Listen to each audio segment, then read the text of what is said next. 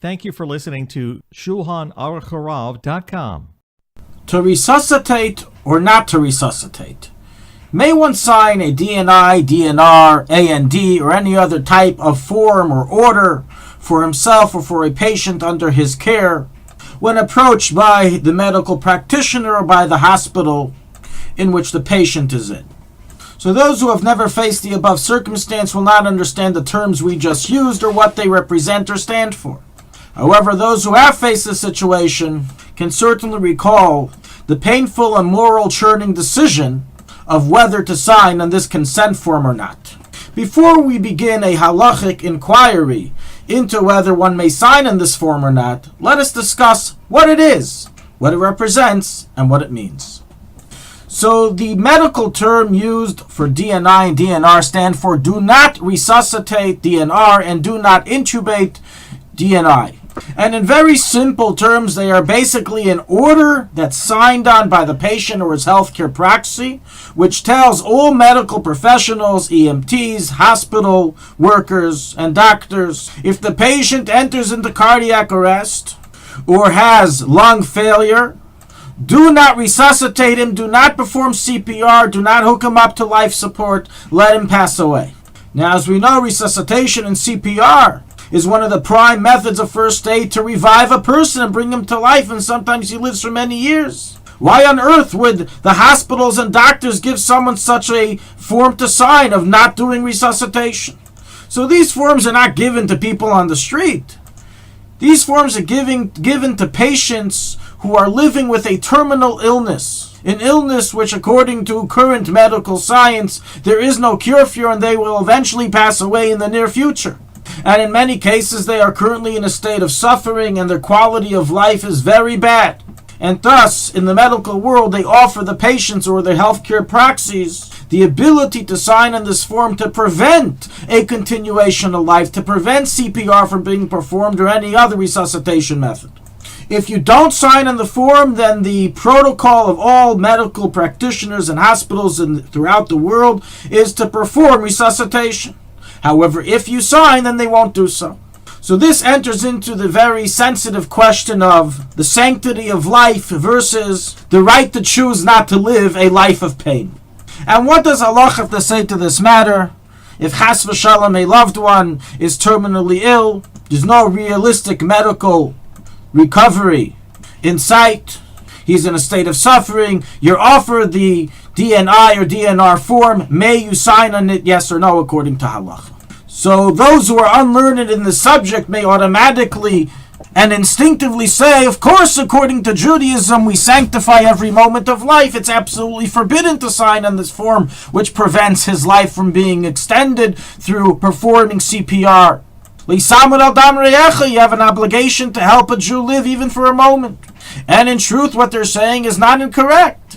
There's an explicit Gemara in Yuma 85a recorded and ruled in the Shulchanaruchharav in chapter 329 regarding a Jew who, Rahman al-Islam, had a building fall on top of him. He's found in the mounds of the blocks of bricks with his head and brain crushed. He has only moments to live. It's mutter to be Mechal Shabbos to get him out for a few more moments of life, even though he will only live for a few more moments. Thus, we see from a Talmudic and halachic perspective, every moment of life is precious, and we perform actions to extend life even for a moment. So based on this, chas v'shalom to sign on the DNI or DNR consent form.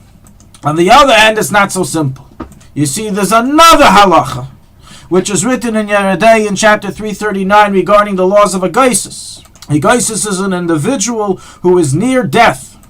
He's so ill that death is imminent over the next few hours or the next few days. And the halacha states that not only are you not obligated to do everything possible to extend his life, but on the contrary, writes the Ramah, if there's certain things that are an impediment, which are preventing his soul from leaving his body, then remove those impediments. Don't delay his passing.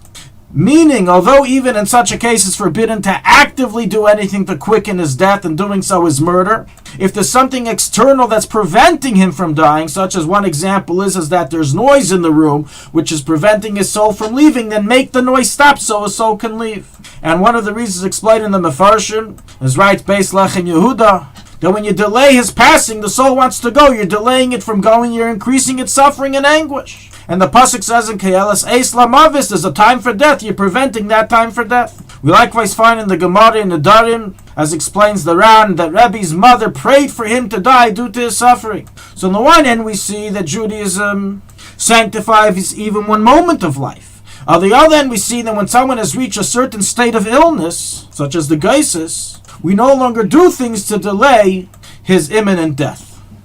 Based on these two opposing ideas, the poskim of today discuss the question of signing the DNR, DNI forms.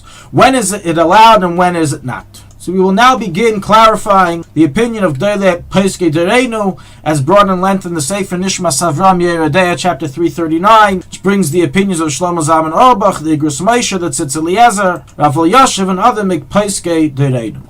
So one thing is clear, we're all in agreement, and if there's no terminal illness, or the illness that he has is one that there is chance of cure, he may live, then chas v'shalom to sign on such a form, it's forbidden. There's no precedent and there's no allowance. And it doesn't matter how much pain the patient is in. You're not allowed to commit suicide, and Lisama Dam Reyecha doesn't have qualifications, or only if the guy likes his life, that's when you have to save him. But if he doesn't like his life, you don't have to save him. You have to save every person's life, whether he likes it or not. However, in a case that he has a terminal illness from which there is no known cure, he will certainly die in the very near future, similar to the status of a geisus we mentioned earlier. Then the Gdolei HaPoskim that we mentioned say as follows. If he's in a state of pain, of great pain, and he would rather die due to this pain than have to live longer in this pain, then not only is one allowed to sign in this form, but he actually has to sign in the form, as it's forbidden to prolong someone's suffering when he wants to die. And he will anyways die imminently, as we mentioned before, by the geisus. Only if the patient says, I am very strong-willed and I want to live for every moment even though I'm in suffering, then it would be forbidden. But if he has a terminal illness, he's at the end of his life, he's in tremendous pain and he can't take it anymore, then it's mutter for him or his healthcare proxy to sign in the DNR, DNI form.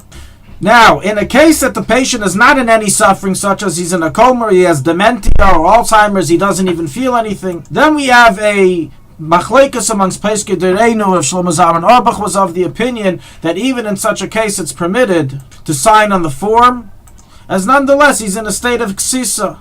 However, this only applies if the cardiac arrest or lung failure occurs as a result of his illness. But if it's something external, due to a side problem, then even he agrees it's forbidden.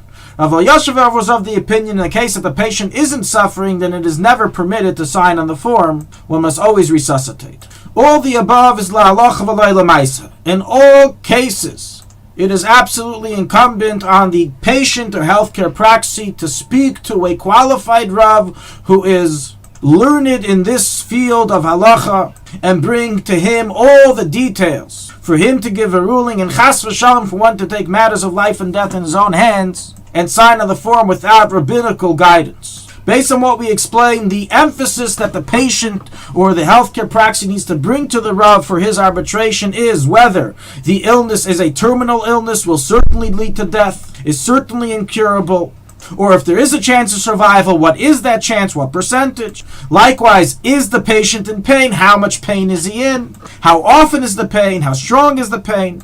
And what does the patient have to say? Does he want to live? Does he want to have resuscitation done so he live longer, or does he not want because of his painful life? Only after all the above information is given to the Rav can the Rav give a proper psak of whether to sign in this form or not.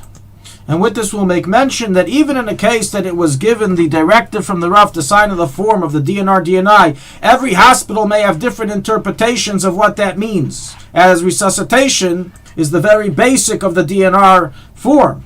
However, there may be many other things listed in the form that it will also prevent from the care of the patient, so you have to make sure that it's all written according to halacha. Likewise, it's important to note that the DNR, DNI consent form is not around forever. You can decide whenever you want to take it back, to rescind it. If the health of the patient changes, something on the ground changes, you can always withdraw it at any time. With the help of Hashem, may all of these halachas be lahalacha v'lo l'maisa, and we won't need to enter into such questions. Thank you for listening to Shulchanaruchharav.com. Our free services of making Torah knowledge available to the public depends on donors like you. Please help us continue our work through making even a small contribution at Shulchanaruchharav.com under the Daily Halacha Dedication section or in the subscription page.